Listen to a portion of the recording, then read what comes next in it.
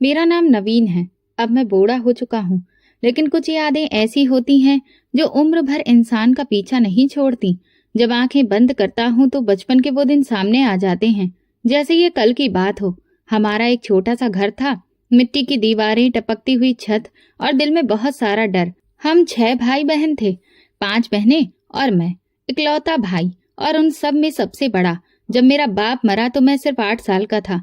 एक दिन माँ मुझे स्कूल से लेने आई। मैं खुद ही वापस आया तो देखा कि घर के बाहर औरतें बैठी रो रही थीं।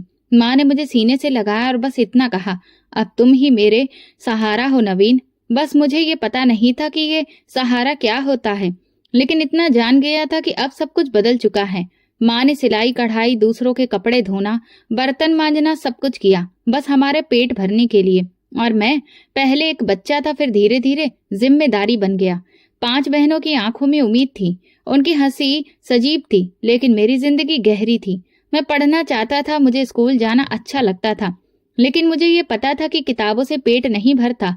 चौथी क्लास में था जब मैंने स्कूल के साथ साथ कपड़ों पर प्रेस करना भी शुरू कर दिया। दिन में पढ़ाई करता और स्कूल से लौटकर प्रेस भी करता, और फिर रात को बहनों के साथ एक कोने में चुपचाप बैठ जाता। माँ अक्सर कहती, नवीन, पढ़ लिख कर बड़े आदमी बनना, लेकिन याद रखना तुम्हारे बाद इन 5 बहनों का कोई नहीं है। ये सुनकर मैंने कभी कोई शिकायत नहीं की, ना कोई सवाल। मेरे हम उम्र बच्चे गली में क्रिकेट खेलते थे और मैं चुपचाप खिड़की के सामने कपड़े प्रेस करता। एक दिन जब मैं अपने बोर्ड के एग्जाम दे रहा था, माँ को बुखार था। मैं स्कूल से आकर उनके माथे को छुआ, वो बहुत गर्म था। माँ ने मेरी तरफ देखकर कहा, नवीन, एक दिन तुम टीचर बनोगे। भगवान करे कि तुम भी टाई लगाकर स्कूल जाओ और बोर्ड पर लिखो। मैंने कहा, और मेरी बहनें? वो कहने लगी, भगवान करे तो उनका सहारा बने। ये मेरी माँ की इच्छा थी और मैं उनकी ही इच्छा बनकर जीने लगा। बोर्ड के बाद मैंने पढ़ाई नहीं छोड़ी, लेकिन साथ में अब मैं एक स्कूल में भी काम करने लगा। कभी झाड़ू लगाता तो कभी क्लासरूम साफ करता, बस ताकि पैसों की कमी ना हो। मेरे जूते में छेद हो जाते थे, लेकिन बहनों की चप्पल नई होती थी, यही मेरी खुशी थी। एक रात बहनें आपस में गप्पे लड़ा रही थीं। सबसे बड़ी बहन सोनिया ने कहा, भाई को कहीं बाहर भेज देते हैं, दुबई या सऊदी अरब, फिर हम सबकी जिंदगी बदल जाएगी। मैं खामोशी से दरवाजे के पास बैठा सुन रहा था। माँ ने तुरंत कहा, नवीन कहीं नहीं जाएगा, हमें वो यहीं पर चाहिए। ये सुनकर मुझे पहली बार ये एहसास हुआ कि मेरी मौजूदगी किसी के लिए सुकून है। वक्त चलता रहा जैसे चलता है। मैंने अपना बीए पूरा किया और आखिरकार मेरी मेहनत रंग लाई। फिर सरकारी स्कूल में मेरी टीचर की नौकरी लग गई। उसी दिन माँ की आंखों में आंसू थे, लेकिन वो खुशी के थे। उन्होंने कहा, आज तुम वो बन गए हो जो तुम्हारे पापा बनाना चाहते थे। सरकारी स्कूल में टीचर की नौकरी मिली तो लगा जैसे बरसों की मेहनत का फल मिला हो। माँ ने वो दिन दिवाली की तरह मनाया। मेरे हाथ में सैलरी का पहला लिफाफा आया तो मेरे हाथ में इतने पैसे देखकर मैं खुद को बड़ा आदमी समझने लगा। लेकिन जब उस लिफाफे को खोला और माँ के हाथ में रखा तो चुपचाप माँ की नजर बहनों की तरफ उठी। अब उनके नसीब का वक्त आ गया है नवीन। अब तुम इनके बाप भी हो और भाई भी। सैलरी ज्यादा नहीं थी, लेकिन माँ को भरोसा था कि बेटे की नौकरी सब कुछ बदल देगी। पहले महीने ही मैंने माँ को सिलवाया हुआ सूट सलवार दिया। बहनों के लिए छोटे मोटे तोहफे दिलवाए। उनके चेहरे पर चमक देखी, वही मेरे लिए तनख्वाह की असली उम्मीद थी। लेकिन माँ की आंखों में कुछ और ही था, कुछ दूर की फिक्र। सोनिया 16 की हो गई थी। संतोष का लड़का बाहर से आया हुआ है, बात करके देखो, शायद कोई बात बन जाए। उसके रिश्ते की बातें शुरू हो गईं। हर हफ्ते माँ कहीं न कहीं पर बात करती, लेकिन हर बार यही जवाब आता, लड़की तो अच्छी है, लेकिन दहेज में क्या देंगे। मैं कभी चुप होकर सुनता तो कभी दिल में कुछ खलबलाने लगता। माँ की जुबान रुक रुक कर चलती, हम गरीब लोग हैं, सिर्फ आशीर्वाद दे सकते हैं। एक बार एक साहब मेरी बहनों को देखने आए। माँ ने कपड़े प्रेस किए, खाना बनाया, बहनें अच्छे से तैयार होकर बैठी। वो चले गए तो माँ ने कहा, कहते हैं कि 2 तोले सोना, फ्रिज और मोटरसाइकिल भी चाहिए। माँ, मेरी पूरी सैलरी मिलकर भी इन तीनों में से कुछ भी नहीं आएगा। जानती हूँ बेटा, लेकिन सोनिया भी कब तक बैठी रहेगी। शादी की उम्र, ससुराल के सपने, ये सब कुछ मेरी बहनों के लिए कहानी बन चुके थे। मैं जहाँ भी रिश्ते देखता, हर जगह एक ही सवाल होता, दुल्हन के साथ क्या दे रहे हो। एक दिन मैं स्कूल से वापस आया तो माँ चुपचाप बैठी हुई थी। संतोष के घर वालों ने कह दिया है कि बिना सामान के शादी नहीं करेंगे। मैंने खामोशी से पानी पिया और कमरे में जाकर बिस्तर पर लेट गया। दिल में कुछ टूट सा गया था। अगले दिन स्कूल के हेडमास्टर से कुछ पैसे उधार मांगे। वो मेरी आदत जानते थे। बोले, नवीन, सोच कर लेना, कर्ज लेना आसान होता है लेकिन चुकाना बहुत मुश्किल।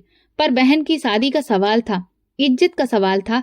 इस तरह मैंने पहले कर्ज लिया, फिर दूसरा, तीसरा, और देखते ही देखते सोनिया की शादी हो गई। सादगी से हुई, लेकिन मुझे पता था कि सादगी के पीछे छिपे हुए कर्ज के पीछे कितनी कड़ियां जुड़ी हुई हैं। सोनिया के ससुराल वालों ने शादी के बाद कहा, शुक्र है कुछ तो दिया। मैंने सर झुका लिया, न बोल सका न कुछ सुन सका। बाकी 4 बहनें अभी बाकी थीं और रिश्ते वाले हर बार एक नई लिस्ट लेकर आते थे। माँ हर बार कहती, हम और क्या कर सकते हैं। एक दिन मेरे दोस्त कबीर ने कहा, अरे यार, तू कब शादी करेगा, तेरी भी तो उम्र निकल रही है। मैंने मुस्कुराकर बोला, जब सब बहनों के लिए फर्ज अदा कर दूंगा। अभी मेरे पास फुर्सत नहीं है। माँ तो कुछ कहती होगी ना। कहती है, पहले बहनों की फिक्र करो, बाद में अपनी। फिर दूसरी बहन का रिश्ता तय हुआ। इस बार दहेज में अलमारी, बेड और एलईडी टीवी की मांग हुई। मैंने सुना तो हंसने लगा। ये तो जैसे खरीदारी की लिस्ट है। माँ ने आंखें चुराते हुए कहा, बेटा, जो दे सकते हो दे दो, बाकी भगवान की मर्जी। अब कर्ज का बोझ और बढ़ गया था। लेकिन बहन की विदाई के बाद जब वो माँ को मुड़कर देखती है तो लगा कि शायद ये आंसू कर्ज से ज्यादा कीमती थे। तीसरी बहन की शादी पर मैंने सोना गिरवी रखवाया। चौथी की शादी पर मैंने मोटरसाइकिल बेच दी। 5वीं की शादी पर तो मैंने तनख्वाह के आखिरी कागज तक गिरवी रखवा दिए। और इस तरह 5 बहनें अपने घर की हो गईं। जब 5 बहनें अपने घर को चली गईं तो माँ ने एक शाम चाय के साथ कहा, नवीन, अब तुम्हें भी घर बसा लेना चाहिए। अब ये घर बहुत सुनसान लगने लगा है। मैं चुप रहा।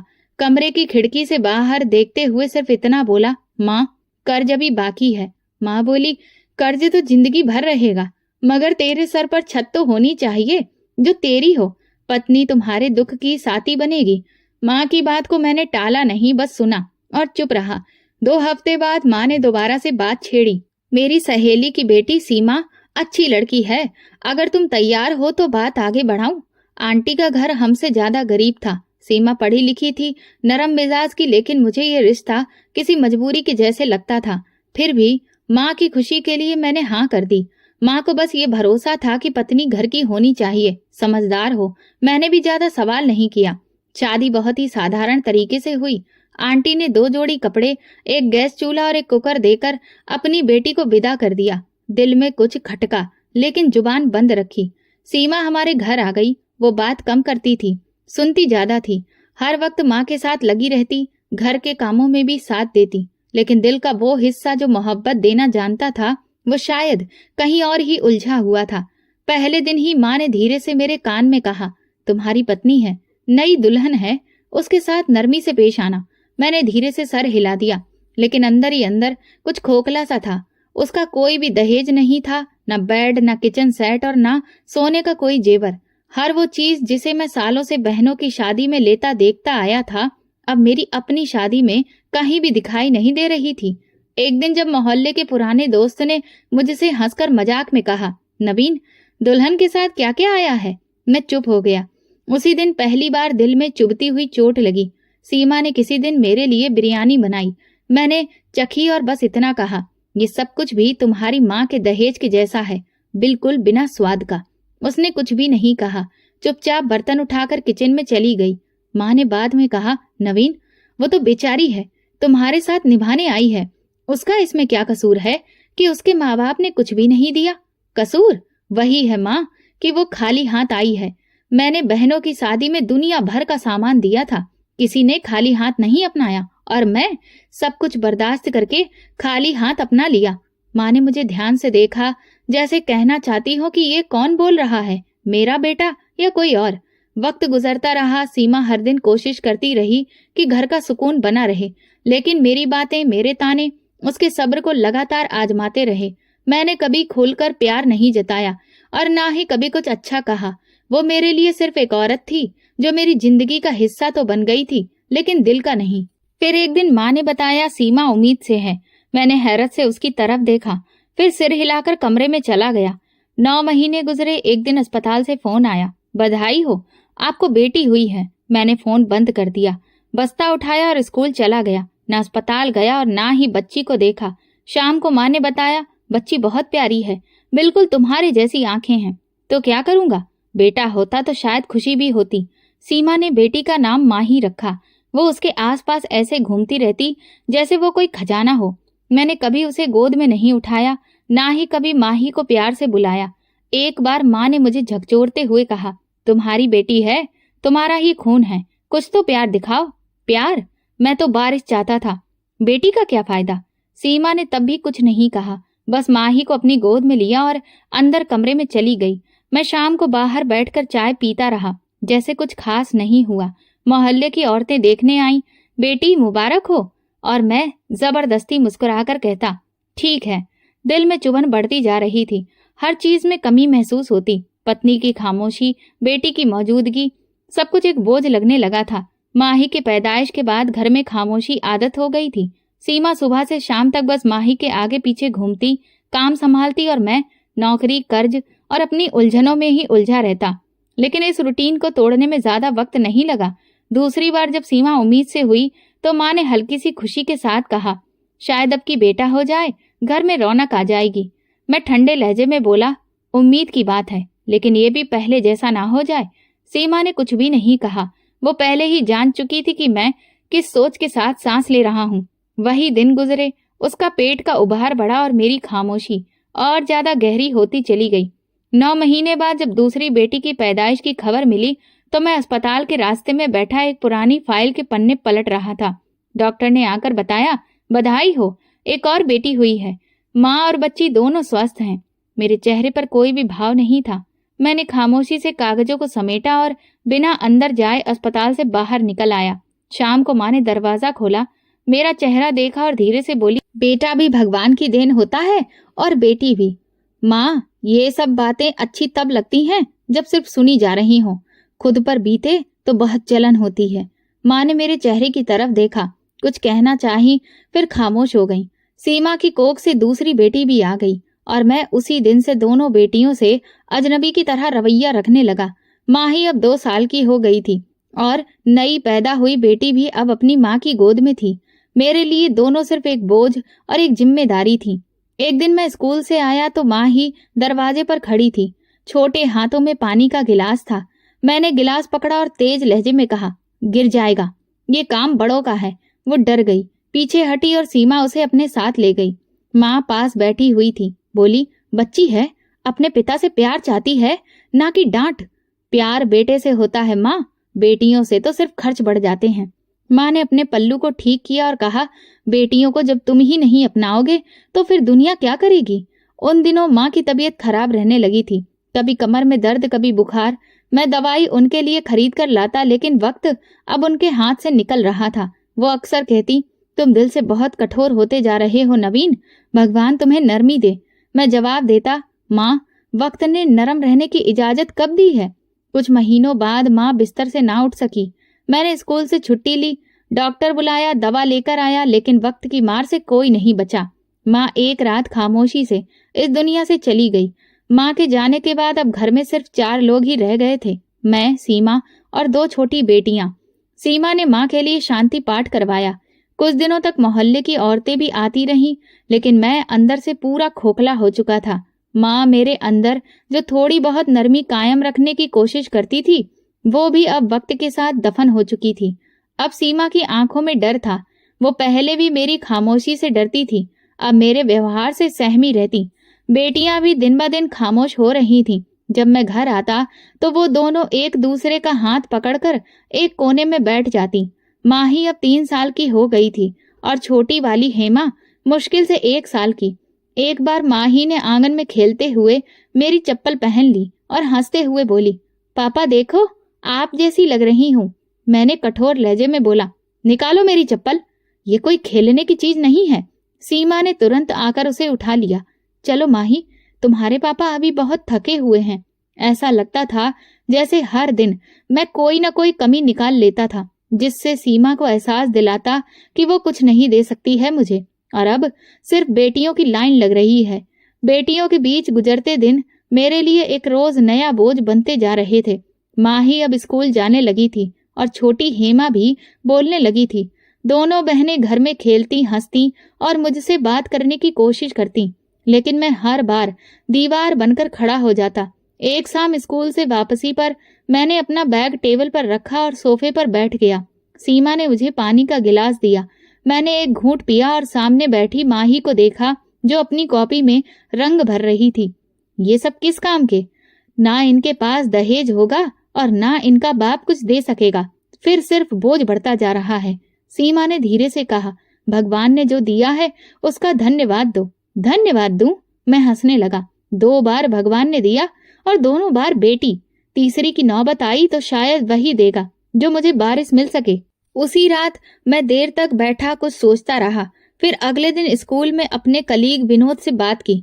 मैं दूसरी शादी करना चाहता हूँ। वो चौंक गया। क्यों?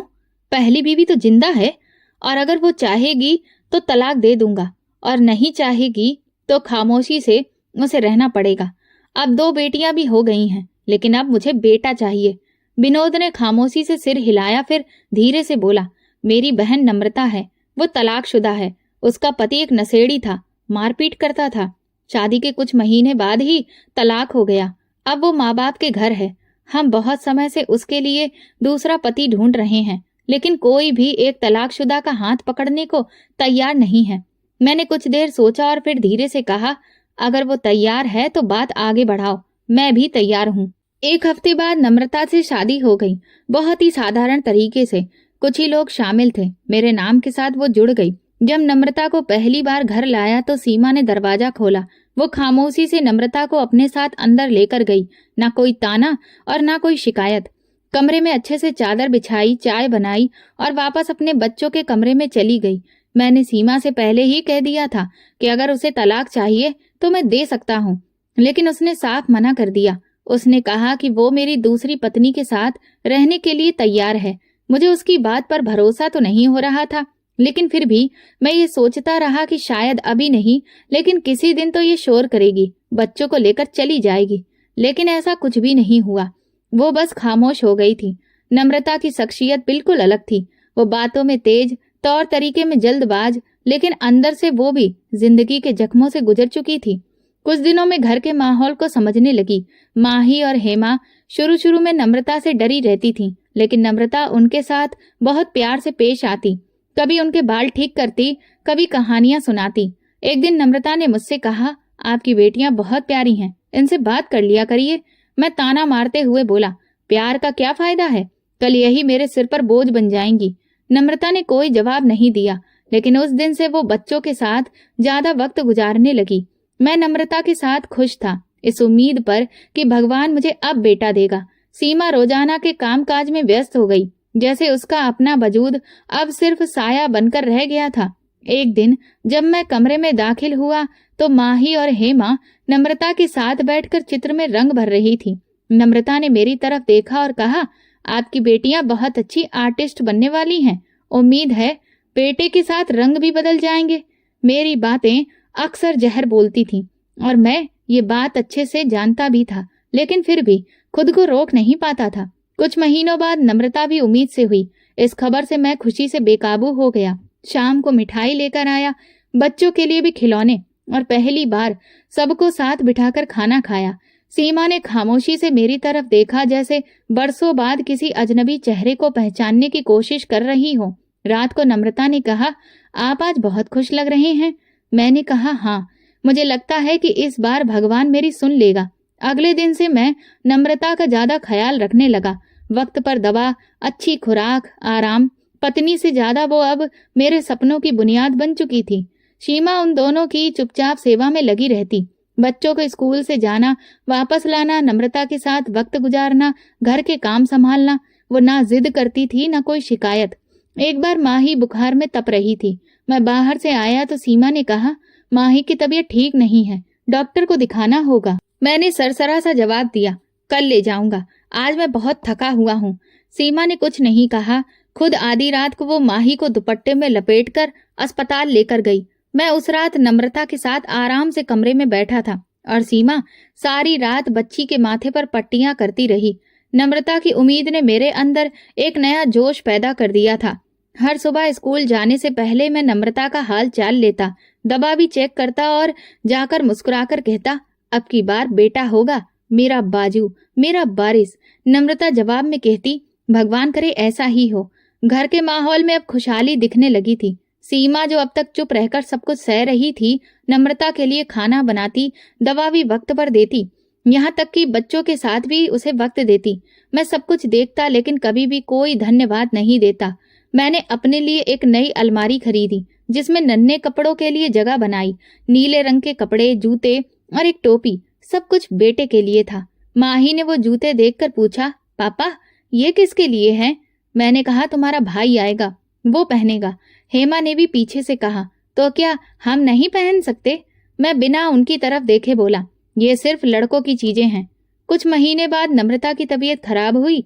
मैं तुरंत अस्पताल लेकर गया। डॉक्टर ने बताया, मुमकिन है कि जुड़वा बच्चे होंगे। अभी पूरी तौर पर नहीं कह सकते, लेकिन आप सावधानी बरतिए।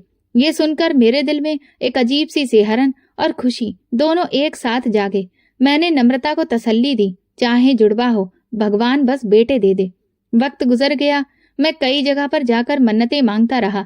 कभी किसी बाबा से ताबीज लेता तो कभी किसी बड़े मंदिर के पंडित से खास पूजा करवाता।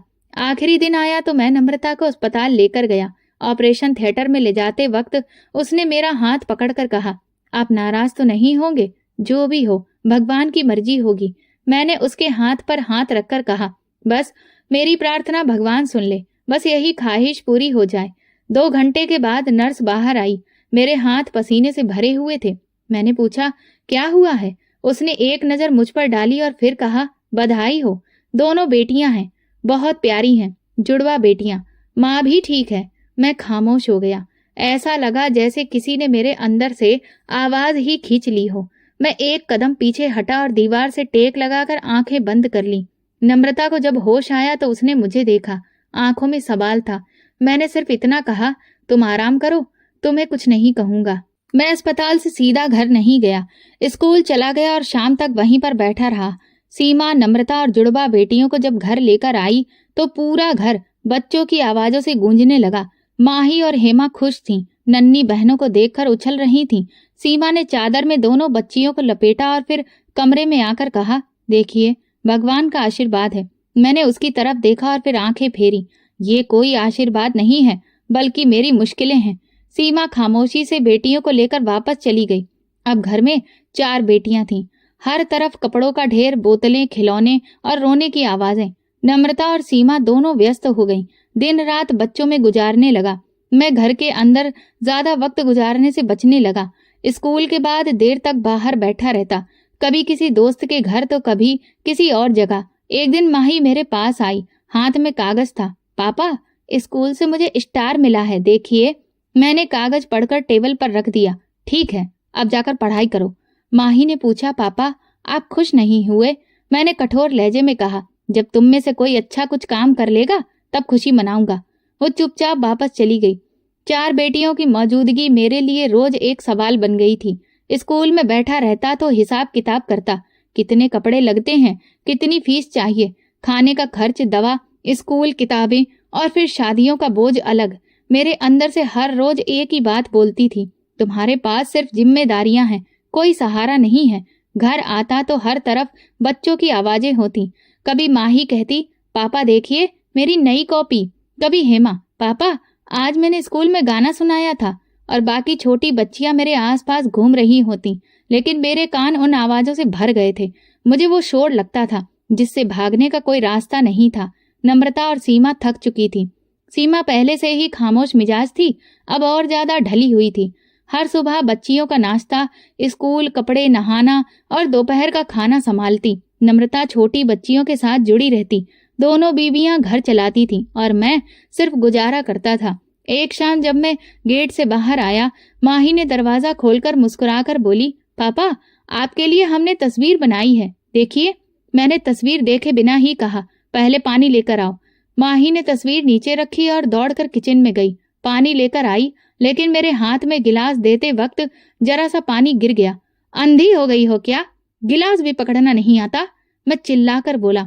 वो घबरा गई और तस्वीर के कागज पर पानी गिर गया। ये मेरी तस्वीर खराब हो गई, वो बोली, लेकिन मैं पलटकर कमरे में चला गया। नम्रता ने कहा, माही सारा दिन वही तस्वीर बना रही थी, सिर्फ आपके लिए। मेरे पास वक्त नहीं है फिजूल की चीजों के लिए। मेरे दिमाग में कुछ और चल रहा था, दिमाग में सच में कुछ और ही चल रहा था।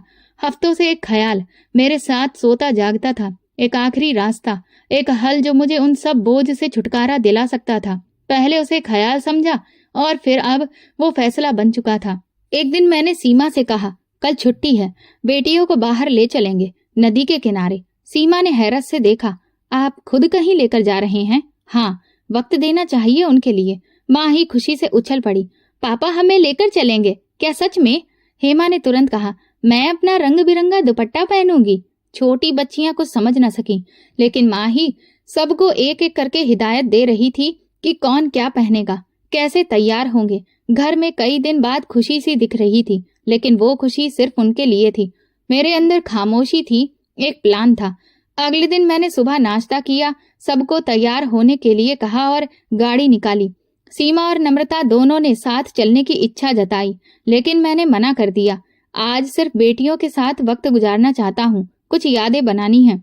सीमा ने कोई एतराज नहीं किया, बस एक बार माही के बाल ठीक किए और धीरे से बोली, पापा का कहना मानना, सबकी देखभाल करना। रास्ते में बेटियां गाने गुनगुना रही थीं, एक दूसरे से हंस हंस कर बातें कर रही थीं।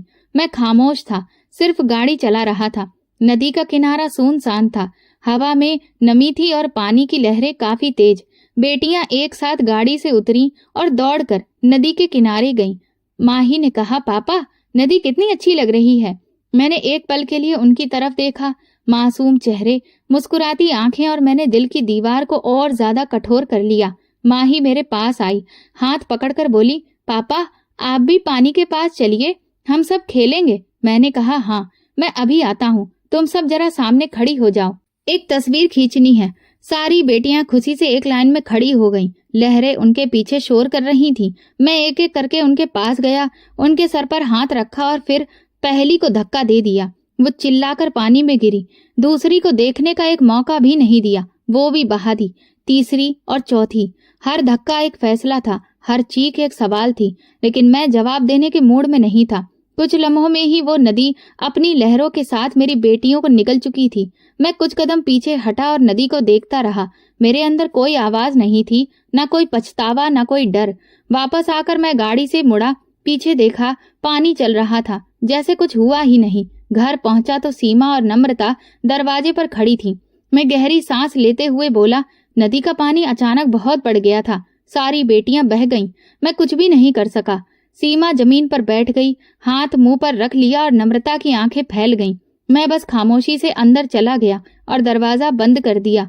सीमा अभी तक दरवाजे के पास बैठी थी और नम्रता पत्थर बनी खड़ी थी। मेरे मुंह से निकली एक बात, नदी का पानी बहुत तेज था। सब कुछ पल भर में हो गया और बस। ना मैं रोया, ना कोई दुख दिखाया। सीमा की आंखों से आंसू टपक रहे थे, लेकिन जुबान जैसे बंद थी। नम्रता की सांसें तेज हो गईं, पर उसने एक शब्द नहीं कहा। मैं सीधा कमरे में चला गया था और बिस्तर पर लेट गया, जैसे एक थका हुआ आदमी जो बहुत कुछ बर्दाश्त करके वापस आया हो। अगले दिन मोहल्ले में एक नई कहानी फैल गई कि नदी का बहाव बहुत तेज आया, जिसमें 4 बच्चियां बह गईं। किसी ने भी सवाल नहीं किया, किसी ने भी शक नहीं किया। सीमा ने रिश्तेदारों को खुद फोन करके एक साधारण तरीके से कहा, फिर लोग आए, दुख जताया और चुपचाप चले गए। 3 दिन स्कूल से छुट्टी ले ली। तीसरे दिन नम्रता ने कहा, अगर आप चाहें तो कुछ दिन के लिए शहर से बाहर चलते हैं, दिमाग हट जाएगा। मैंने ठंडी सांस लेते हुए कहा, ये सब किस्मत की बात है, बस अब आगे बढ़ना है। कुछ महीने बाद नम्रता ने बताया कि वो फिर से उम्मीद से है। मैंने तुरंत नजर उस पर जमा ली। भरोसा है? हाँ, टेस्ट पॉजिटिव आया है।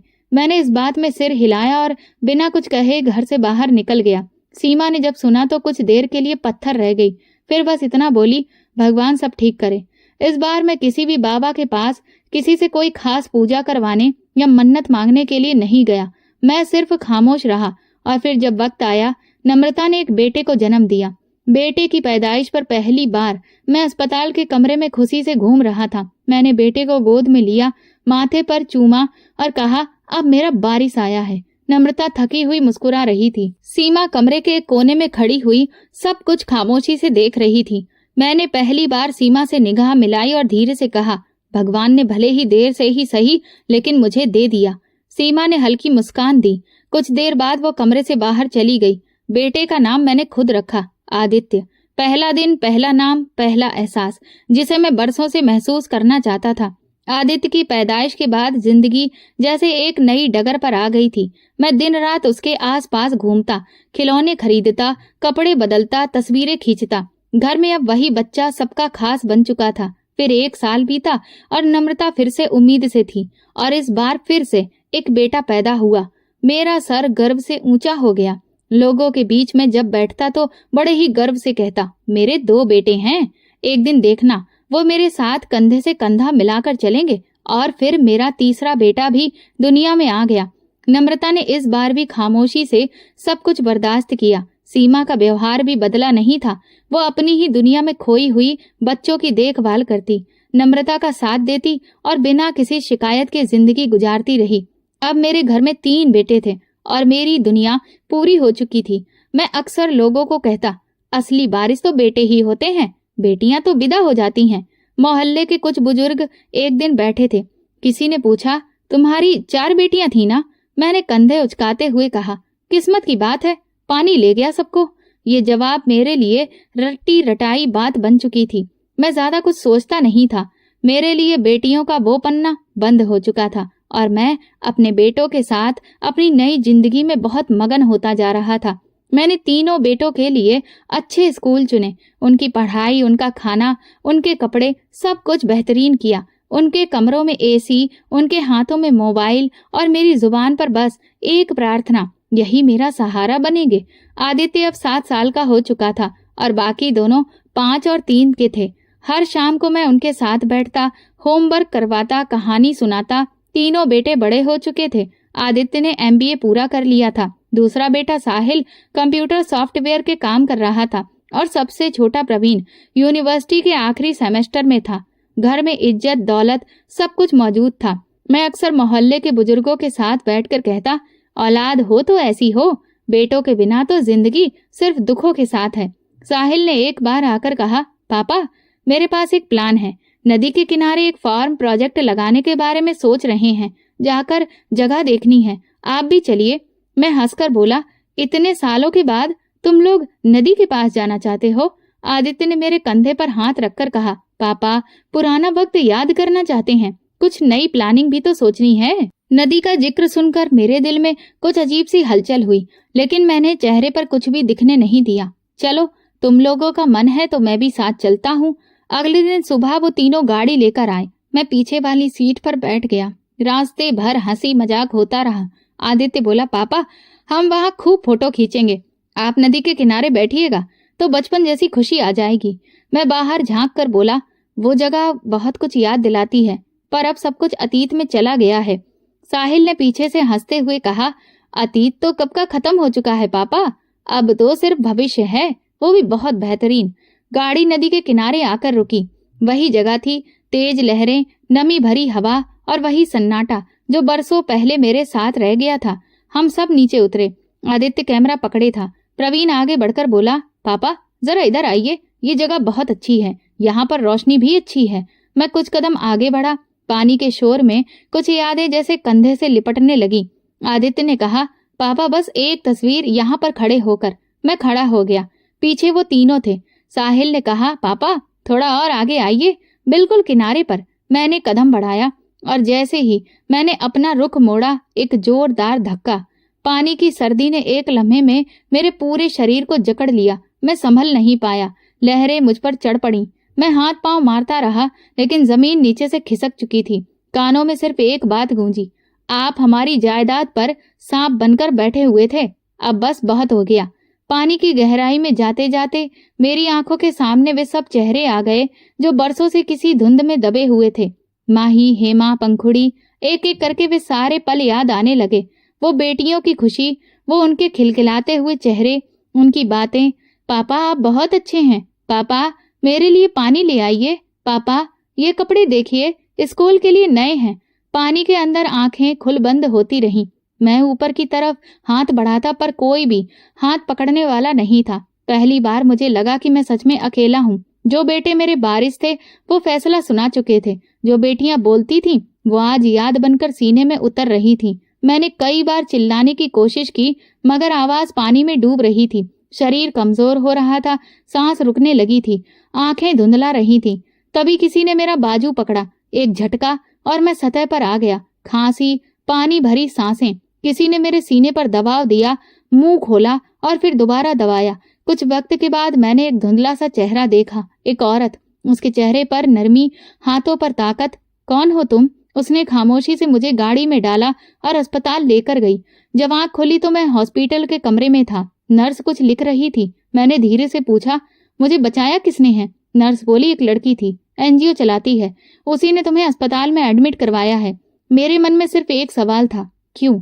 कमरे का दरवाजा खुला, वही दुपट्टा डाले लड़की अंदर आई। उसके चेहरे पर वही सुकून, लेकिन आंखों में मानो कुछ साफ हो। मेरी आंखें अभी तक धुंधला ही देख रही थी, लेकिन वो चेहरा पूरी तरह से अजनबी होकर भी किसी सपने के जैसे लग रहा था। मैं बेड पर लेटा हुआ, सांस चढ़ी हुई थी और वो लड़की कुर्सी पर बैठी थी, दुपट्टा सर पर लिए खामोशी से मुझे देख रही थी। मैंने जुबान खोली, तुम कौन हो? उसने नजर नीचे करके कहा, इंसानियत के नाते मैंने आपको बचाया है। इंसानियत? मैंने तंजिया हंसी के साथ कहा, दुनिया में अभी भी ऐसी बातें बाकी हैं? वो चुप हो गई। मैं दोबारा सवाल किया, तुम्हारा नाम क्या है? इस बार उसने सर उठाकर मेरे चेहरे की तरफ देखकर कहा, पंखुड़ी। जैसे वक्त के दरवाजे पर जोरदार धक्का पड़ा, दिल रुक सा गया, हाथ अचानक से कांपने लगे। नहीं, ये मुमकिन नहीं हो सकता। जी, मेरा नाम पंखुड़ी ही है, आपकी छोटी बेटी, जिसे आपने नदी के किनारे आखिरी धक्का दिया था। मेरे गले से आवाज नहीं निकली, जुबान ठंडी हो गई, शरीर रुक सा गया था। मैं? तो तुम? बाकी 3 बहनें? वो चली गईं और मैं बच गई। मैंने आंखें बंद की। पंखुड़ी की आवाज तब जैसे मेरे कानों में घुल रही थी। एक अजनबी इंसान जो नदी के किनारे वॉक कर रहा था। उसने मुझे बहते हुए देखा, उसने हाथ बढ़ाया और मुझे किनारे पर खींच कर लाया। मेरी सांसें बंद हो रही थीं, लेकिन वो नहीं रुका। मुझे गाड़ी में लेकर अस्पताल लेकर गया। फिर मेरे अंदर से सवाल निकलने लगे। उस इंसान का नाम दिलीप था। वो अपनी पत्नी के साथ रहते थे, दोनों बेऔलाद थे। उसी दिन भगवान ने उन्हें एक बेटी दे दी। मैं खामोशी से सुनता रहा। उन्होंने मेरा नाम नहीं बदला, पंखुड़ी ही रखा। मेरे बचपन में बताई गई बातें, मेरी याददाश्त के कुछ टुकड़े तब उन्होंने लिख कर रखे। वो कहते थे, एक दिन शायद तुम्हें अपनी असली पहचान मिल जाए। फिर उन्होंने मुझे अच्छे स्कूल में पढ़ाया। दिलीप अंकल हमेशा कहते थे, तुम मेरी प्यारी बेटी हो और हमेशा एक अच्छी बेटी बनकर जियो, बदले की आग में नहीं। मैंने उनकी बात मानी, ग्रेजुएशन कंप्लीट किया, फिर पीएचडी, और आज मैं एक यूनिवर्सिटी में लेक्चरार हूँ और साथ में एक एनजीओ भी चलाती हूँ। क्या और बाकी बहनें? 3 बहनें नदी में चली गईं, सिर्फ मैं बची थी, वो भी इत्तेफाक से। मेरा सिर झुक गया, हाथ की उंगलियां कांपने लगीं। और तुमने मुझे क्यों बचाया? वो बोली, अगर मैं आपकी तरह नफरत करती तो आप आज जिंदा नहीं होते। मैं तो तुम्हें भूल चुका था। तुम कैसी हो? मैं खुद ही सब कुछ भूल चुकी थी। दिलीप अंकल ने कभी मुझे मजबूर नहीं किया, बस एक दिन उन्होंने मुझे सब कुछ याद दिलाया। एक बूढ़ा इंसान जो अपनी बेटियों को खुद ही नदी में बहा दे, वो कभी भी सुकून से नहीं जी सकता। वो मुझे हमेशा यही कहते थे, जब वक्त आए तो तुम उसका सामना करना। मैंने उसके चेहरे पर नजर डाली। वो पंखुड़ी थी, वही जिसकी मुस्कुराहट मेरे हाथों दफन हो गई थी। तुमने मुझे क्यों नहीं छोड़ा? इसलिए कि मैं बेटी थी।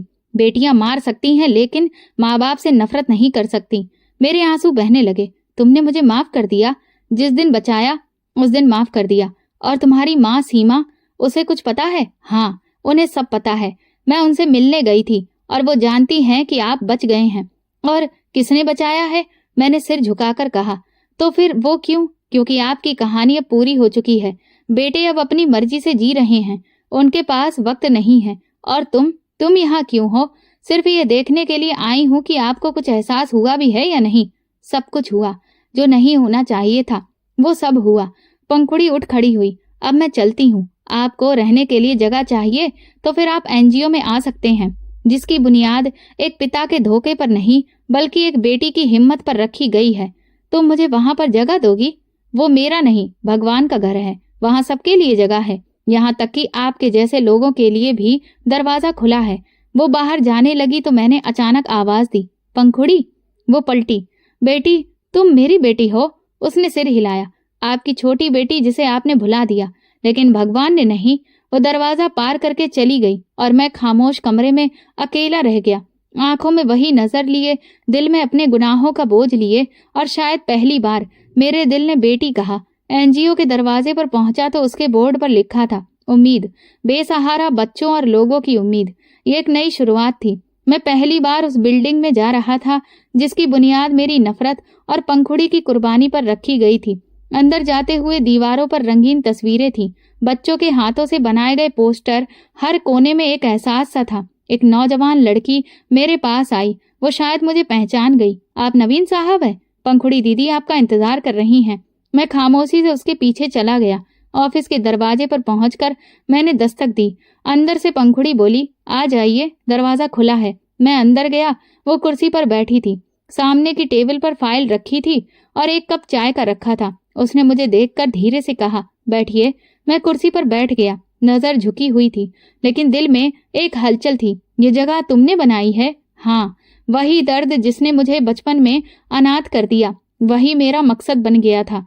ये सब कैसे मुमकिन हुआ? ये सब दिलीप अंकल की वजह से ही हो पाया। मैंने दीवार पर लगी तस्वीरों की तरफ इशारा किया। ये सब बच्चे घर से निकाल दिए गए हैं। कोई भाग आया, कोई अनाथ हो गया। जिन्हें दुनिया ने बोझ कहा, हमने उन्हें ही अपना समझा। मैंने धीरे से कहा, और तुमने उन सारे बोझ को अपना परिवार बना लिया। पंखुड़ी ने मेरी तरफ देखा। बेटियां कभी बोझ नहीं होती, वो भी बारिश होती हैं। ये बात मुझे जिंदगी ने सिखाई है। अगर मैं भी माँ की कोख से बेटा बनकर निकलती तो शायद आज आपकी बारिश नहीं होती, बल्कि मुजरिम बन चुकी होती। मैंने गहरी सांस ली। मैंने तुम्हें पहचानने में बहुत देर कर दी, लेकिन पहचान लिया, यही काफी है। तुम्हें कभी गुस्सा नहीं आया? आया, बहुत आया। लेकिन दिलीप अंकल ने कहा था, नफरत सिर्फ तब खत्म होती है जब माफ किया जाए। मैंने आपको बचाकर खुद को आजाद कर दिया। और तुम्हारी शादी, तुम्हारा बेटा, मेरा कोई बेटा नहीं है। यही बच्चे मेरे वारिस हैं। जब मैं नहीं रहूंगी तो ये संस्थान उनके हाथों में होगा। मैंने हाथ जोड़ते हुए कहा, अगर मुमकिन हो पाए तो मुझे भी यहाँ पर कुछ दिनों के लिए रहने दो। मेरे बेटे मुझे नहीं अपनाएंगे। पंखुड़ी ने लम्हे भर मेरी तरफ देखा, फिर बोली, आप रह सकते हैं, लेकिन एक शर्त है। क्या शर्त है? यहाँ के बच्चे आपको सिर्फ दादाजी कहेंगे, न नवीन साहब, न कोई गुरु, और ना ही पापा, सिर्फ दादाजी। आप उनके साथ बैठेंगे, खाएंगे, बात करेंगे, कहानी सुनाएंगे, और उनकी नजरों में वो पिता बनेंगे जो उनके नसीब से उनसे छीना गया है। मैंने सिर हिला दिया। आंखों में कोई धुंधलापन छा गया था। उसी शाम मुझे एक छोटा सा कमरा दिया गया। बिस्तर, एक टेबल और खिड़की से बाहर खेलते बच्चों की आवाजें। रात को जब लाइट बंद हुई और मैं बिस्तर पर लेटा तो पहली बार ऐसा महसूस हुआ कि सुकून वाकई में खामोशी में छुपा होता है, शोर में नहीं। अगली सुबह जब मैं बाहर निकला तो एक छोटा बच्चा मेरे पास आया। दादाजी, नाश्ता हमारे साथ करिए। मैंने उसके सिर पर हाथ रखकर कहा, चलो चलते हैं। खाने के बाद पंखुड़ी आई। हाथ में फाइल थी। ये बच्चों का शेड्यूल है। अगर आप चाहें तो दिन में उनके साथ स्टोरी टाइम रख सकते हैं। मैं कहानी सुनाऊंगा। जी, क्योंकि अब आपका सुनाने का वक्त आ चुका है। मैंने सिर हिला दिया। स्टोरी टाइम के लिए बैठा तो सारे बच्चे मेरे आसपास जमा हो गए। मैंने पहली कहानी सुनाई, एक ऐसे आदमी की कहानी जो अपनी बेटी को बोझ समझता था और आखिरकार वो अपनी बेटियों से ही सबक सीखता है। कहानी सुनाने के बाद एक बच्चे ने पूछा, दादाजी, वो आदमी आखिर में खुश हुआ या उदास? मैंने कहा, उसे सच समझने की ताकत मिल गई थी, वो काफी था। वक्त ने एक बार फिर करवट ली और मैं एक बार फिर उस मोड़ पर खड़ा हूँ जहाँ न वापसी का कोई रास्ता है, न साथ चलने वाला कोई। एनजीओ में कुछ महीने गुजरने के बाद पंखुड़ी ने मुझसे कहा, आपको बेहतर सुविधाओं की जरूरत है और यहाँ बच्चों की जगह सीमित है। मैंने सिर हिलाया। वो जानती थी कि मैं क्या सोच रहा हूँ। मैं अब बोझ नहीं बनना चाहता था, किसी पर भी नहीं, यहाँ तक कि उस बेटी पर भी नहीं जो मेरी गलतियों को सहकर भी खामोश रही। ओल्ड एज होम में मेरा कमरा छोटा है, लेकिन खिड़की से धूप आती है। कभी कभार पक्षियों की आवाज भी सुनाई देती है। यहाँ रहने वाले सब अपने अपने किसी को लिए बैठे हैं, और मैं भी। जब पहली बार यहाँ पहुंचा तो गेट पर बैठे नौजवान ने सवाल किया, नाम क्या है? नवीन। कोई रिश्तेदार? मैंने कुछ देर सोचा और फिर धीरे से कहा, एक बेटी है, पंखुड़ी नाम है, वही मुझे लेकर आई। वो नौजवान बोला, बहुत सारे लोग तो बेटी की जगह बेटों का नाम लेते हैं, मगर छोड़ने फिर भी बेटियां ही आती हैं। ये बात जैसे मेरे सीने पर बोझ बनकर टिक गई। पत्नियों की बात करें तो सीमा अब इस दुनिया में नहीं, वो एक दिन खामोशी से चली गई। पंखुड़ी ने ही मुझे आकर बताया था, सीमा माँ आखिरी वक्त तक आपकी ही फिक्र करती रही। मैंने हाथ जोड़कर कहा, भगवान अब उसका हिसाब मुझसे लगाना। मैंने उसे दिया ही क्या था। नम्रता अपने बेटों के साथ एक अलग फ्लैट में रहती थी, जिसके दरवाजे अब मेरे लिए बंद हैं। साहिल और प्रवीण साल में कभी कभार एक बार मुझे फोन कर लेते हैं। आदित्य ने आखिरी बार सिर्फ इतना कहा था, पापा हमें आपसे नहीं बल्कि आपके फैसलों से दिक्कत है। मैंने खामोशी से सुना और फोन बंद हो गया। पंखुड़ी कभी कभार आती है, हाथ में कभी फलों का थैला तो कभी कोई नया कपड़ा या चप्पल। वो आकर पूछती है, आपकी कमर में दर्द तो नहीं है, दवा ली थी सुबह? और मैं सिर हिलाकर जवाब देता हूँ। एक दिन वो अपने साथ एक बच्ची को भी लेकर आई, 6-7 साल की होगी, हाथ में किताब थी। ये मेरे साथ एनजीओ में रहती है, इसकी माँ ने इसे छोड़ दिया था, अब ये मेरे साथ है। वो बच्ची मेरे पास आई और हाथ में किताब पकड़कर बोली, दादाजी आपको पढ़ना आता है? मैंने किताब लेकर कहा, हाँ कभी पढ़ाया करता था। तो फिर मुझे भी पढ़ाइए। पंखुड़ी मुस्कुराई, दादाजी आप सबको कहानी सुनाते हैं? मैंने बेटी को गोद में उठाया और धीरे से कहा, चलो आज मैं तुम्हें एक कहानी सुनाता हूँ, एक ऐसे इंसान की जो सारी जिंदगी गलत सोचता रहा और आखिर में उसे सच का पता चल गया। दिन गुजरते रहे। मेरे कमरे में एक छोटा सा कोना है जिसमें एक रैक रखा था जिस पर कुछ किताबें हैं और उसके बगल में कील पर लटकी एक पुरानी सी तस्वीर, पंखुड़ी की, छोटी उम्र की, जिसे दिलीप अंकल ने बचाया था। हर महीने के कुछ दिनों में पंखुड़ी आती है, दवा चेक करती है, मेरे कमरे की सफाई करती है, मेरी देखभाल करती है। एक दिन मैंने उससे कहा, तुम यहाँ क्यों आती हो? तुम्हारा तो सब कुछ खत्म हो चुका है मेरे साथ, क्योंकि बेटियां अपने माँ बाप से नफरत नहीं करती। ये सुनकर मैंने नजरें झुका ली। मैंने कहा, बेटी ये शब्द मेरे लिए सुकून जैसा है। उसने पूछा, और बाप के लिए क्या कहेंगे? ये शब्द तो किसी गुनहगार की याद दिलाता है। आप दादाजी नहीं, आप पिताजी हैं, लेकिन पिता बनने का अधिकार तभी मिलता है जब आप ये सीख लें कि औलाद क्या है। मैंने सीख लिया है पंखुड़ी, बस बहुत देर से सीखा, लेकिन दिल से सीखा, बस यही काफी है पापा। आखिरी बार जब वो आई तो मेरे बाल और भी ज्यादा सफेद हो चुके थे। उसने मेरे माथे पर हाथ रखा। कभी कभी सोचती हूँ, अगर आपने हमें नदी में धक्का नहीं दिया होता तो आज हम सब जिंदा होते। मैंने कहा, और शायद तुम इतनी मजबूत नहीं होती, शायद मैं पछताता भी नहीं।